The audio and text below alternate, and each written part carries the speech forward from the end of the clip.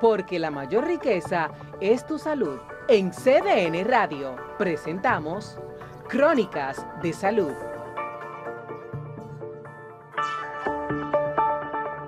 Muy buenas tardes, señores. Iniciaron las lluvias. Esto está terrible, tránsito insoportable.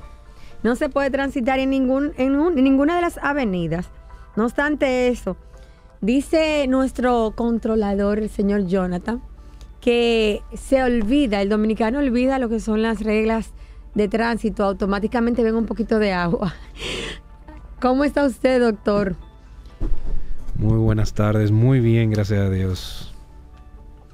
Hoy tenemos otra vez, como siempre, nuestro querido Luis Felipe Santana. Señores, hay que hablar de buenos hábitos.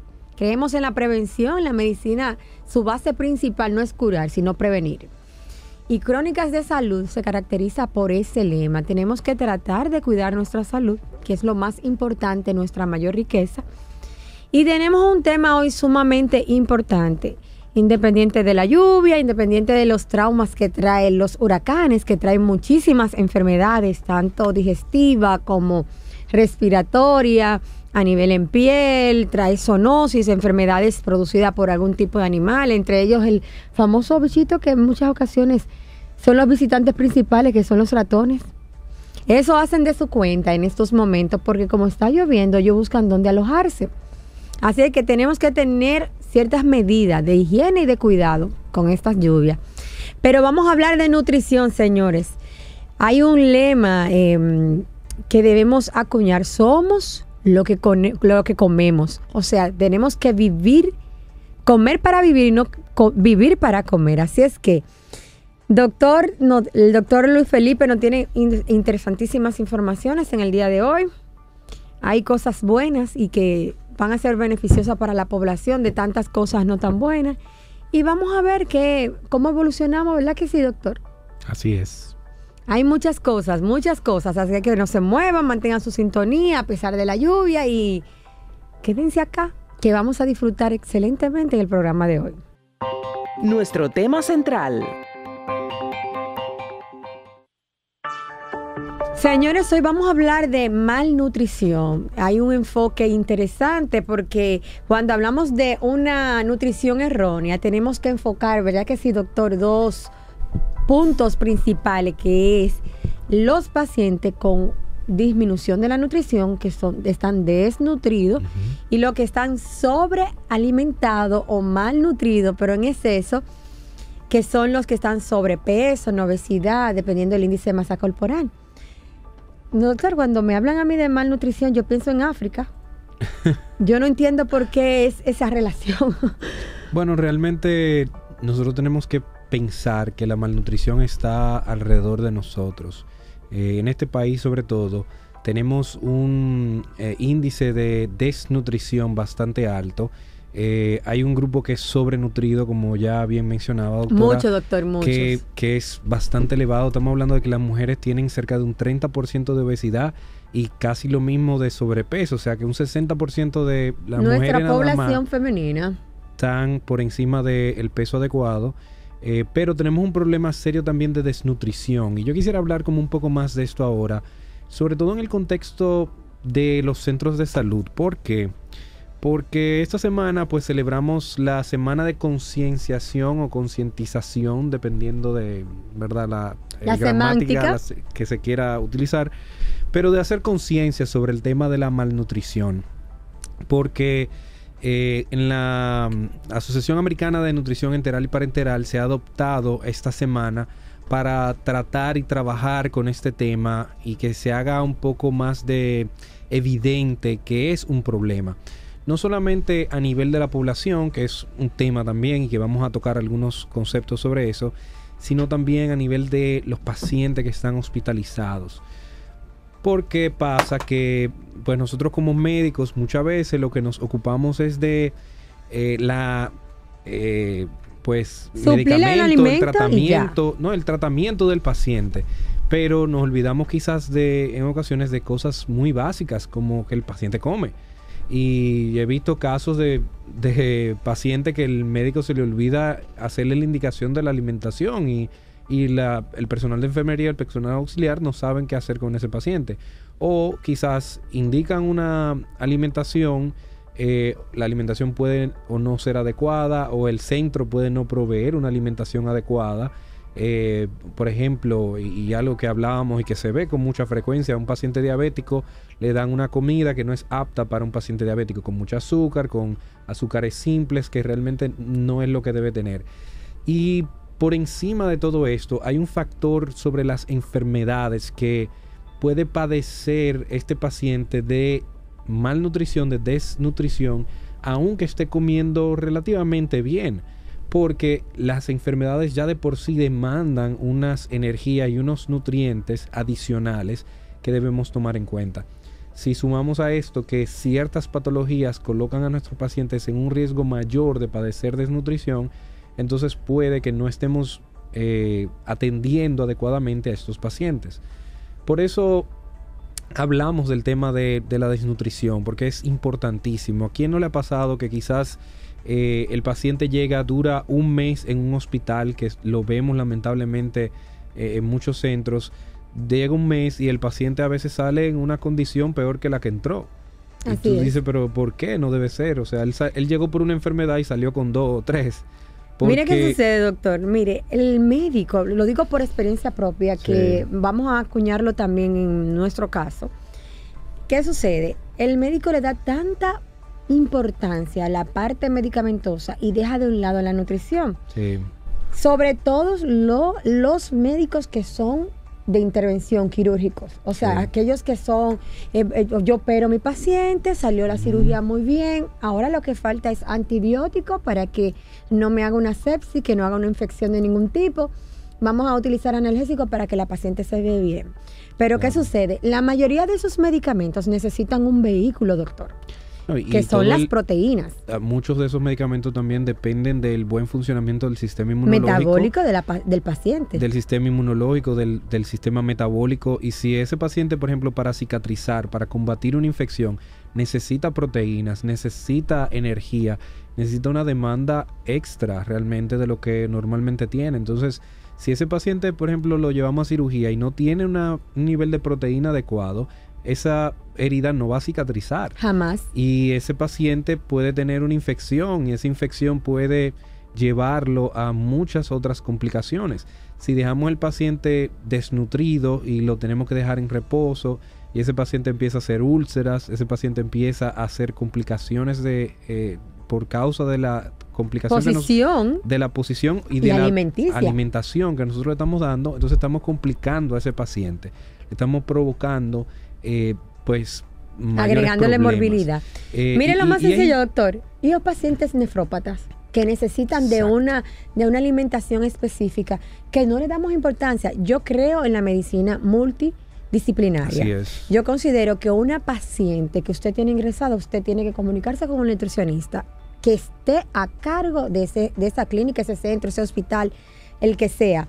E inclusive en mi paciente ambulatorio considero un paciente que lleva un tratamiento prolongado en donde se necesita, por ejemplo, proteínas que son las encargadas de reconstruir todos los tejidos, nuestro sistema inmunológico, e inclusive muchas alteraciones metabólicas. Lo correcto es que tengamos el apoyo de un buen nutricionista que entienda nuestras necesidades. Sí, así es. Hay una cita que me gusta mucho mencionarla, que dice: la malnutrición en los pueblos, en la comunidad, es un signo de pobreza, lamentablemente. Sin embargo, la malnutrición en los hospitales es signo de ignorancia. Así es. Y eso da pena que nosotros estemos lidiando con eso dentro de un contexto médico-científico, porque debería ser diferente, porque tenemos que entender que la alimentación es primero. Y esa desnutrición no es más que cuando nosotros tenemos un paciente desprovisto o con una insuficiencia de los nutrientes que necesita precisamente para vivir o para enfrentar situaciones de estrés, como enfermedad, como heridas, como... donde necesita calorías, que es tan importante. Calorías, claro. Y si pensáramos que esto fuera algo simplemente como de comodidad para el paciente o para el médico, pero no es así. De hecho, es un tema no solamente que demanda recursos humanos, porque el paciente que está desnutrido se complica más, demanda recursos económicos también, y hay una carga humanitaria. O sea, ¿qué pasa con ese paciente que no le estamos dando la alimentación correcta, que aún le prolongamos la estadía en el hospital? ¿Qué estamos haciendo para ese paciente que lo estamos dejando sin cuidado? Doctor, pero déjeme decirle algo, Sí. algo sencillo. Usted sabe que muchos médicos no saben clasificar al momento de elegir su dieta. Todos o eligen o dieta suave, líquida o corriente. Sí. O sea, no hay un aporte donde usted analice, calcule. Bueno, mi paciente es vamos a en mi caso, un puerperio complicado. Voy a necesitar el antibiótico fulano de tal que necesita proteína. Su vehículo de transporte es proteína. Vamos a utilizar una dieta suave que tenga proteína. Pero va a ser una proteína calculada de acuerdo al peso de mi paciente. Yo tengo una paciente sobrepeso. No te voy a indicar, bueno, vamos a ponerle por un tubo y una llave, como dice en un buen Sí. dominicano, una proteína. Ahí es el momento donde usted, de una manera salomónica, llama al nutricionista, oye, fulano de tal, necesito que tú me asistas. Claro. Y darle la importancia que se merece. Venga, evalúe mi paciente, mire el récord, una paciente, y describir su paciente, cómo evolucionó, en cuál momento Claro. se complicó, para que ese nutricionista, con las herramientas que usted le facilite, si considera, le indique la batería de analítica que le falta. Sí, hay algunas estadísticas que quisiera compartir porque la verdad que son Alarmante. chocantes. En Estados Unidos, señores, estadísticas que no son propias de nuestro país. En nuestro país la situación, imagínense cómo puede ser. En Estados Unidos, los pacientes con desnutrición tienen 3.4 veces más complicaciones que los pacientes con una nutrición normal. Pero explíquele que en los hospitales, que no es que... En los hospitales. O sea, que no En estamos los hablando en el hospitales. ambulatorio. La estadía de los pacientes desnutridos es 13 días más que en los pacientes que no están desnutridos. Y hay 3.8 veces más muerte en pacientes desnutridos que en los pacientes con un estado nutricional normal. ¿Y en nuestro país? En nuestro país no tenemos todavía la estadística, quisiéramos tener esas estadísticas, pero si esto en Estados Unidos, que es un país Organizado. más organizado, imagínense lo que pasa en nuestro país. La pregunta entonces, ¿qué podemos hacer? ¿Qué podemos hacer como médicos? ¿Qué podemos hacer los pacientes, los familiares? ¿Qué podemos hacer? Porque hemos visto, bueno, es una realidad, es algo importante, porque nadie quiere salir peor de lo que entró al hospital. De hecho, tener un tiempo que no debería tener. O volver al hospital, porque hay una tasa de readmisión bastante alta con estos pacientes también. Cerca de un 30 o un 40% de estos pacientes vuelven al hospital por alguna complicación que le causó la desnutrición dentro del hospital. Pero doctor, vamos a hacer algo sencillo. Usted tiene un paciente que está ingresado, que tuvo una evolución y resulta y viene al casa, que hizo un hilio, por lo que sea, que es un tipo, vamos a decir, una detención de los movimientos intestinales, que pueden ser de forma mecánica o por forma de deficiencia de electrolito o de algún alimento. Entonces, usted no aporta los minerales necesarios a ese paciente por tener una falta de conocimiento. Claro. Vuelvo a repetir, ¿en qué momento vamos a llamar a nuestro apoyo, que en este caso sería el nutricionista? Sí. Yo creo que aquí lo importante es, cuando hablamos de qué podemos hacer, es identificar las herramientas que tenemos también. Lo primero y más importante, yo insisto en esto tanto, he ido a diferentes hospitales a hablar de esto porque la verdad que algo que es tan sencillo y tan fácil que podemos resolver es el cribado nutricional. Vamos a identificar primero cuáles son los pacientes que tienen riesgo de padecer desnutrición. ¿Cuáles son los pacientes que llegan con desnutrición primero? Porque sabemos que si llego con desnutrición tenemos que enfocar esa desnutrición. Pero también, ¿cuáles son los pacientes que por su enfermedad o por la historia clínica que tienen, es muy probable que caigan en ese proceso de desnutrición? Un paciente, por ejemplo, que vamos a operar de vías digestivas, que le vamos a hacer alguna operación, o que por su enfermedad quizás pierde apetito, o que los medicamentos que le vamos a poner son tan fuertes que el paciente tenga náusea, tenga vómitos, diarreas. Entonces quizás ese paciente de alguna manera va a estar restringido en la alimentación. Si ese paciente ya viene perdiendo peso, no está desnutrido en el momento en que llega, pero viene perdiendo peso y por su enfermedad sabemos que va a seguir perdiendo peso. Entonces podemos atenderlo adecuadamente. Y hay herramientas, hay formularios que toman quizás menos de 5 minutos que podemos llenar. Hay diferentes tipos de formularios como el MUST, el 5-Minute NS, el NRS también. O sea, hay diferentes formularios que nosotros podemos implementar en las clínicas, en los hospitales, al momento de admisión, que simplemente con llenar eso, nosotros tenemos una idea, una identificación de cuáles son las razones presuntivas que pueden llevar a ese paciente a un estado nutricional deficiente. Entonces, comenzando por ahí, ya nosotros podemos saber cuándo tenemos que inicialmente darle seguimiento a ese paciente desde el punto de vista nutricional. Ahora, da pena que no es solamente que no estamos haciendo cribado en muchos centros, sino que ni siquiera se está pesando el paciente. A uno le interconsultan a veces pacientes. Y no le manda el índice de masa corporal. Por un lado, no manda índice de masa corporal, pero eso sería ya mucho pedir. A veces te mandan a consultar a un paciente después de que se han tomado ciertas medidas de nutrición, pero cuando tú averiguas cuál fue o quisiera saber el peso de ingreso del paciente, o sea, cuánto pesaba el paciente cuando llegó. Vamos a comenzar por ahí. No existe. De hecho, en centros que he ido a hablar de este tema me dicen es que ni siquiera tenemos una balanza en la emergencia, que es donde se reciben los pacientes. Entonces, vamos a comenzar por ahí. Vamos a pesar y a tallar a esos pacientes. ¿Cuánto mide? ¿Cuánto tiene de estatura? ¿Cuánto pesa ese paciente? Y luego vamos a hacer preguntas sencillas. ¿Ha perdido peso? ¿No ha perdido peso? ¿Ese paciente tiene algún problema que no puede comer o ha dejado de comer lo que usualmente comía? Antes del evento. ¿Qué tipo de enfermedad tiene? ¿Es una enfermedad crónica? ¿Es una enfermedad aguda? ¿Tiene alteración con las vías digestivas o no?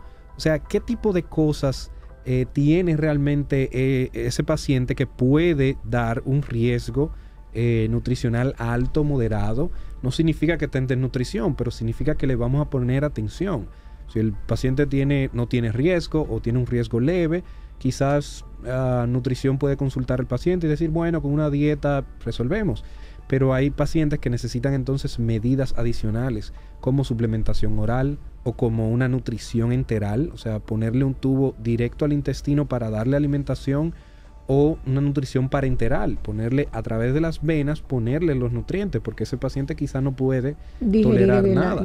Entonces, hay medidas que nutrición puede tomar y que puede prevenir la desnutrición para evitar todas estas complicaciones.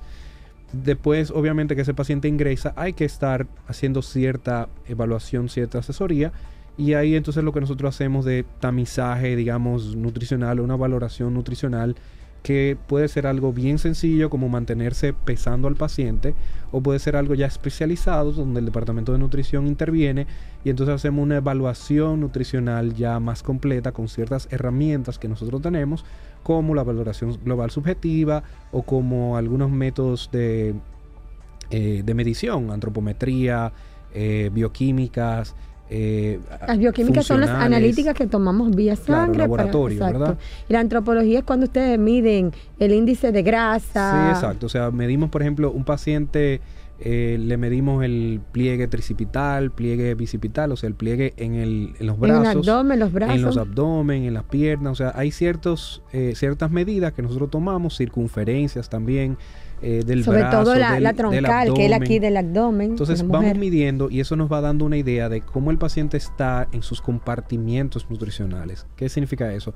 Cómo está de grasa, cómo está de músculo, cómo va la fuerza, que lo medimos también con dinamómetros, que son herramientas bastante sencillas, pero que nos dicen si el paciente de repente está disminuyendo su capacidad de hacer fuerza. Y es una prueba muy sencilla con un dispositivo bastante fácil de adquirir.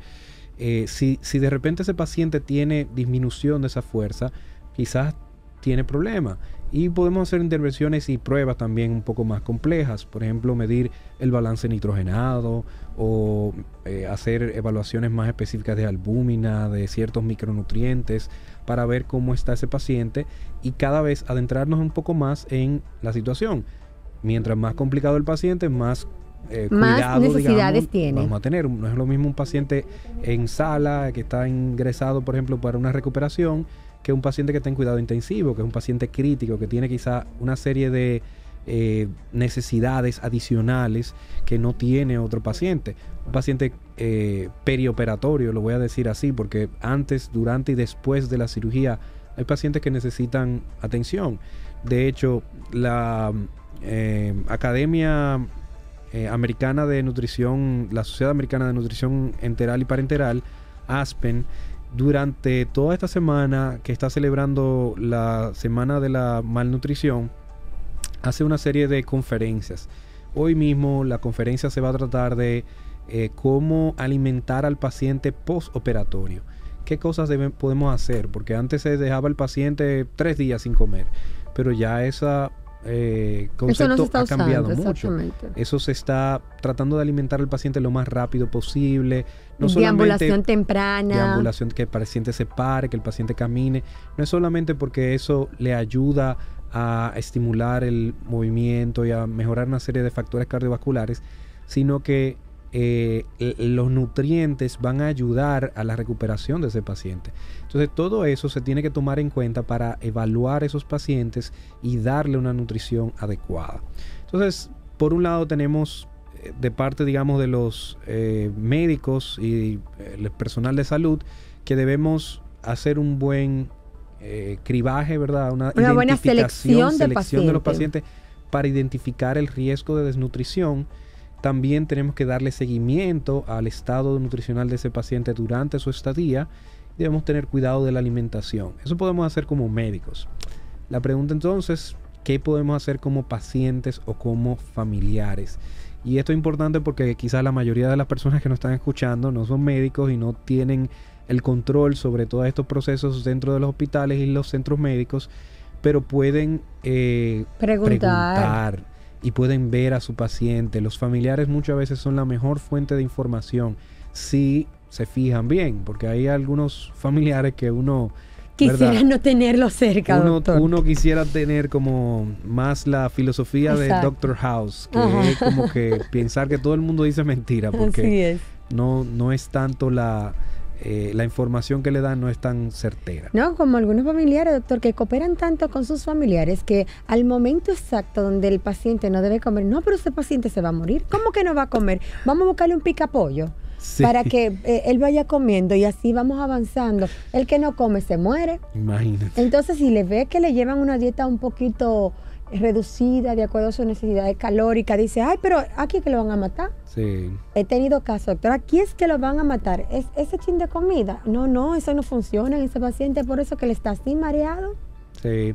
O sea que existen lo que ayudan y lo que no ayudan. Claro, entonces, ¿qué cosas tiene que fijarse el paciente? Y esto quizás son los mensajes más importantes para llevarse a casa, de cosas que pueden recordar los pacientes a la hora de tener un familiar pues en un centro hospitalario. Debe fijarse si el paciente está perdiendo peso. Asegúrese que le están pesando al paciente, que lo están pesando con cierta periodicidad. Pregúntale a la enfermera, pregúntale al médico si le puede pesar, si sabe el peso del paciente, anótelo. Si tiene un paciente crónico que sabe que tiene alguna enfermedad, o los días antes de pensar llevarlo al centro hospitalario, pese a su paciente y sepa cuánto es el peso, que eso va a ayudar mucho. Si el paciente deja de comer por alguna razón, mira, él comía antes, se comía una taza de arroz, pero ahora se está comiendo la mitad. Él está comiendo la mitad de lo que antes comía, porque ya de por sí eso nos da un indicio de que el paciente está recibiendo menos calorías de lo que usualmente tenía. Si tiene pues falta de ánimo, si duerme más de lo usual, eso puede ser indicativo de que esté recibiendo pocas calorías y de que estén desnutrido o con riesgo de desnutrición. Si es un niño, por ejemplo, es importante que los niños deben ganar peso. Si el niño no está ganando peso dentro o fuera de un hospital, entonces tenemos que preocuparnos. Si el niño no está creciendo y sus pediatras deben estar evaluando el crecimiento, tallándolo y marcándolo en un cuadro. Si el niño no está creciendo, esos pueden ser señales de desnutrición. Señores, estamos hablando de una mala nutrición hospitalaria. Estamos hablando de la peor, diríamos, ¿verdad que sí, doctor? Que es la desnutrición en los hospitales ¿Qué pasa cuando el médico, que es el encargado de salvaguardar que nuestra evolución sea idónea, que haya una buena armonía en cuanto a los medicamentos como la alimentación, por una falta de conocimiento, indica una dieta o maneja una dieta que no es la adecuada de acuerdo a la necesidad calórica, proteica de ese paciente y utiliza la dieta como una herramienta para, diríamos, una evolución tortuosa, doctor? Así es. Estamos hablando con el doctor antes de irnos a una pausa de que existen muchísimos datos que debemos tener en cuenta al momento de valorar nuestros pacientes, sobre todo los familiares que son nuestra fuente de información. Tenemos que saber si nuestro hijo está bajando de peso o no está tomando peso, o si no está creciendo, o si su crecimiento es un poquito tortuoso. Él inclusive estaba hablando de una regla, una tabla donde se debe anotar el crecimiento, vamos a decir, lineal de ese paciente. Pero vamos a decir que es adulto.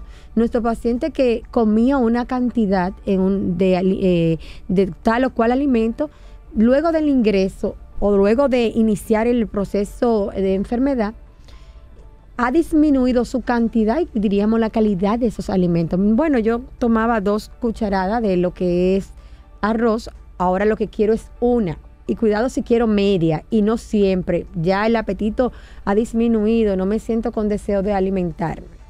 Yo tenía una pregunta que inclusive se la realicé al doctor fuera de el aire. Le estábamos hablando de cómo debemos tener al momento de elegir una dieta parámetros específicos, claros, para decir, bueno, necesita mi paciente una dieta corriente, necesita una dieta suave. ¿Y por qué? O si existen otros parámetros, doctor, porque cuando viene a veces que nosotros no estamos bien actualizados en nutrición y creemos que la dieta debe ser, en vez de poner hipocalórica o hipercalórica o con una dieta a base proteica, le ponemos solamente de una forma generalizada corriente y salimos del paso. Yo como médico realmente considero que debemos ser orientados en esa parte. ¿Cuándo usted dice que debemos elegir una dieta corriente, una dieta suave, o si no debemos utilizar una dieta líquida, o si podemos utilizar en algunos casos, y cuáles son esos pacientes a los cuales debemos indicársela? Claro, lo importante aquí es que tenemos que adaptar la dieta a las necesidades del paciente. Dietoterapia es todo un mundo y eso tiene muchas implicaciones, pero hay diferentes tipos de dieta que nosotros usamos en los hospitales. Esa dieta ordinaria, basal, digamos, lo que la mayoría de los pacientes consumen, es una dieta bastante balanceada. Estamos hablando de que, bueno, lo que llamamos balanceado, un paciente con un peso normal, adecuado. El 70 kilos de siempre. 1.600, 2.000 calorías, ¿verdad? Para 70 kilos. Es un paciente que está consumiendo cerca de 60, 80 gramos de proteínas. Es un paciente que está recibiendo digamos como un 55-60% de carbohidratos, que es bastante la base principal para su energía, y también un 30-35% de grasa, o sea que tenemos como un 20% ahí de proteínas. Es una dieta normal, digamos, debería incluir leches o lácteos, ¿verdad? 2 a 3 raciones en el día, puede ser un vaso de leche, un pedacito de queso, carnes o alimentos ricos en proteína, alimentos de origen animal, le decimos en dietoterapia, raciones de farináceas o tubérculos, o sea, estamos hablando de cereales, de avena, leguminosas, trigo, maíz, yuca, guineíto, papa, cosas así que pueden comer, de 4 a 6 raciones. Frutas y vegetales que muchas veces se obvian porque quizás no tenemos condiciones adecuadas para preparación de muchos de esos alimentos, pero sin embargo son importantes porque nos proveen mucho de los micronutrientes. Así que deberíamos estar incluyendo entre 2 raciones de frutas y 2 a 4 raciones de vegetales. Los vegetales no tienen que ser crudos necesariamente, pero pueden ser vegetales cocidos. Y las grasas, que las grasas pueden ser en forma como de mantequilla de maní o aceite de oliva, aceite de girasol, aceite de soya. Pueden ser cosas como esas que podemos utilizar. Hay otro tipo de dietas que nosotros utilizamos, como la dieta líquida que mencionaba. La dieta líquida es una dieta que por definición es incompleta. ¿Qué significa eso? Que le faltan nutrientes. En el paciente que tenemos con dieta líquida, tenemos que pensar que solamente está ingiriendo cosas que sea líquida. Y puede ser a líquida clara, que es, ¿verdad?, agua, todo lo que sea como translúcido, un juguito de manzana. Una sopa sin fideo, no entiendo esa sopa. Una sopa boba, que le decimos, ¿verdad? Son líquidos claros. Y ese tipo de dietas realmente deben considerarse como una dieta de transición. En mi libro, digamos, es una dieta de un día, algo que nosotros hacemos como si fuéramos a ir creando un ambiente adecuado, estimular ese intestino para que vaya moviéndose y no pierda esa sería las 24 horas de un paciente que se le realizó un procedimiento que hubo intervención intestinal. Que hubo una intervención y algunos que no es intervención intestinal, pero que puede tener algunas repercusiones quizás por los medicamentos que se utilizaron que tienen consecuencias intestinales. Entonces podemos comenzar con una dieta líquida, quizás de líquidos claros, y es una dieta de transición. Es importante tener eso en cuenta porque a veces si le ponemos dieta líquida y el paciente dura 2 días con dieta líquida y se va a su casa con dieta líquida, ya estamos causando un problema a ese paciente, sobre todo si no utilizamos suplementación, porque hay suplementos líquidos que sí podemos utilizar que tienen un beneficio, pero hay otros que no. Entonces ahí tenemos que identificar el tipo de dieta líquida que estamos utilizando, si es completa, incompleta, completa.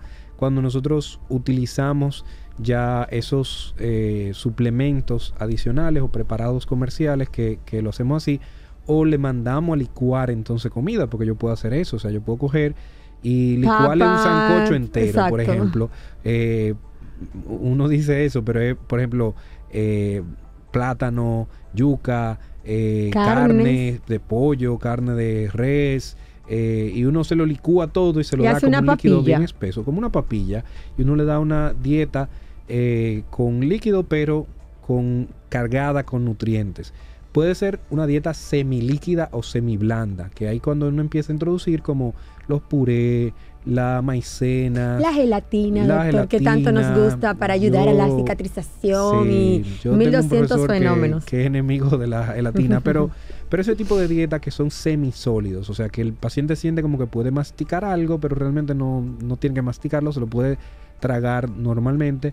Y eso puede servir tanto de transición como para los pacientes que tienen problemas para deglutir. Si hemos afectado el esófago o la cavidad oral, como una remoción de las amígdalas, ¿verdad? Esos pacientes que le sacan las amígdalas pueden usar una dieta semisólida, semilíquida para eso.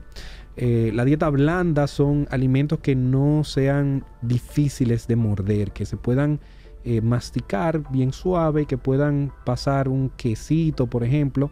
Es un componente queso crema, algo así, de que puede hoja, ser algo que se puede masticar fácil. bien suave. Un pollito pero bien suavecito, un jamón, algunas frutas, ese tipo de cosas se pueden usar en las dietas suaves, y podemos tener alguna combinación inclusive de estos tipos de dietas. Eso en cuanto a la mecánica, digamos, de la dieta, la consistencia de los alimentos. Pero podemos tener también dietas con cambios en el nivel de energía, las calorías. Una dieta, como mencionaba, hipocalórica, hipercalórica. Ese paciente necesita muchas calorías, ese paciente necesita pocas calorías. ¿Y cuáles usted recomienda? Bueno, eso depende obviamente del tipo de paciente. Pasa, por ejemplo, en los pacientes que están en cuidado intensivo, que quizás necesitan menos calorías en un momento porque su cuerpo se va adaptando y su nivel metabólico basal va reduciendo. De hecho, hay algunas guías que recomiendan que uno haga pruebas de metabolismo basal, que es con un equipo que nosotros utilizamos para hacer este tipo de pruebas, y que te dice cuánto está consumiendo de calorías ese paciente para nosotros poder adaptarlo. Pero realmente son dietas en cierta medida hipocalóricas porque están por debajo de lo que el paciente normalmente necesitaría. Después tenemos otras dietas que se van adaptando a algunos casos específicos de pacientes con enfermedades. Por ejemplo, el paciente con enfermedad renal tiene problemas con la ingesta de proteínas. No es que no pueda comer proteínas, pero debe ser muy limitada. O sea, debemos tratar de poner, por ejemplo, 0.8 gramos por cada kilogramo de peso, que es lo mínimo quizás que nosotros hacemos para los pacientes, y es algo ínfimo, digamos, de proteína. O sea, cuando es como el cuento aquel de huele arenque, bueno, como que... Exacto, es un poquitito, para que lo vea. Para que lo vea, sí. Como que si es pollo, es una onza de pollo, eso es... Lo mínimo. Lo que le cabe en una muela. Pero es necesario porque esos pacientes lo necesitan. Entonces, ese tipo de cambios nosotros lo podemos hacer. Igual con los carbohidratos. Si tenemos un paciente que es diabético, entonces debemos cuidar el tipo de carbohidrato que le damos. No es que no puedan consumir carbohidratos. Y dependiendo del tipo de tratamiento que esté llevando, si es un paciente que yo lo tengo ingresado y estoy suministrando la insulina para controlarle su glicemia, yo puedo manejar los carbohidratos que le estoy dando y adaptar al tratamiento, o sea, contar los carbohidratos y saber qué cantidad de insulina le voy a poner para poder adaptarlo contrarrestar a esos carbohidratos que le estoy poniendo. Entonces, ya esas son dietas modificadas en carbohidratos, y lo mismo podemos hacer con los lípidos, en algunos casos igual. Eso es importante tomarlo en cuenta, porque no todos los pacientes entonces vamos a tener la misma cantidad de nutrientes. Un paciente, por ejemplo, que yo le acabo de hacer una colecistectomía, por ejemplo, un paciente que ha operado del hígado por alguna razón, tengo que bajarle las grasas, porque ese paciente en ese momento no tolera las grasas. Yo tengo que buscar la manera de cómo adaptar mi dieta para que ese paciente pueda aprovecharlo lo más posible y que no le haga una daño. Intolerancia a las grasas y le complique el cuadro ya quirúrgico que usted tiene. Exacto. Doctor, vamos a recordarle a nuestros oyentes, porque usted sabe que ellos aprovechan cada vez que usted viene, inclusive le mandan su talla, su peso y todo lo demás. Entonces vamos a aprovechar esta parte de que nuestro doctor Luis Felipe Santana está aquí con nosotros en Crónicas de Salud, y vamos a recordarle los teléfonos a nuestros oyentes para que hagan su preguntita y sus recomendaciones y demás. 809-683-8790, 809-683-8791, y desde el interior, y llamadas desde celulares y sin cargo, el 809-200-7777. Aquí está el doctor Luis Felipe Santana y estamos hablando de una mala nutrición, sobre todo en pacientes ingresados. Doctor, mire, todos esos tips que usted ha dado me dan a mí la idea. Ay, que estamos llenos. Un momentito, doctor. Crónicas de Salud, buenas. Buenas tardes, ¿cómo están? Muy bien, gracias a Dios. ¿De dónde nos llama? De las Américas. Sí, haga su preguntita. Yo tengo una pregunta, no es relacionada con el tema directamente, pero como él es, me imagino, nutricionista o algo así. Sí. Ajá. Es para hacer un comentario. Yo estoy hace un mes en un tratamiento con dieta. La primera semana yo bajé 3 libras y de ahí para allá lo que he bajado 1 libra por semana. Lamentablemente que el cuerpo se está haciendo resistente como a la dieta. Mi pregunta es, ¿hay alguna dieta que uno sirva para desintoxicar el cuerpo y que uno comience de nuevo y poder bajar de peso? Bueno, el tema de desintoxicación es otro día que vamos a hablar de todo eso. Sin embargo, yo sí le digo que lo normal en una dieta hipocalórica es disminuir de 1 a 2 libras por semana. O sea, que no se desespere, porque si está bajando 1 libra por semana, está haciendo doctor, duró algo 3 adecuado. y después se estacionó. Sí, bajó 3 libras la primera semana. Muchas veces lo que pasa es que baja mucho líquido en la primera semana y luego de ahí va bajando muy poco. Hay cosas que puede hacer si está con una persona, un profesional de la nutrición, puede ayudarle, porque hay cosas que podemos hacer para... nosotros decimos el término acelerar el metabolismo, pero la verdad es que acelerar la pérdida de peso. Hay cosas que se pueden hacer para acelerar el metabolismo, como hacer más ejercicios o jugar también con el tiempo de los nutrientes y la cantidad de calorías. Pero les recomiendo en ese caso ir o volver donde un profesional de la nutrición, como un nutriólogo o un nutricionista. Doctor, vamos a tomar 2 llamaditas consecutivas para ir avanzando. Usted conteste y después volvemos a tomar las otras que están en el panel. Vamos a tomar 2 llamadas. Crónicas de Salud, buenas. Aló, buenas. Sí. Mira, y los pacientes con niveles de testosterona bajo, ¿qué pueden decirme de eso? ¿De dónde nos llama, caballero? Desde el Santo Domingo. Ok, testosterona baja, doctor. Y la otra llamadita, vamos a escucharla, a ver. Crónicas de Salud, buenas. Parece que se cayó. Ok, bien, vamos a enfrentar este tema.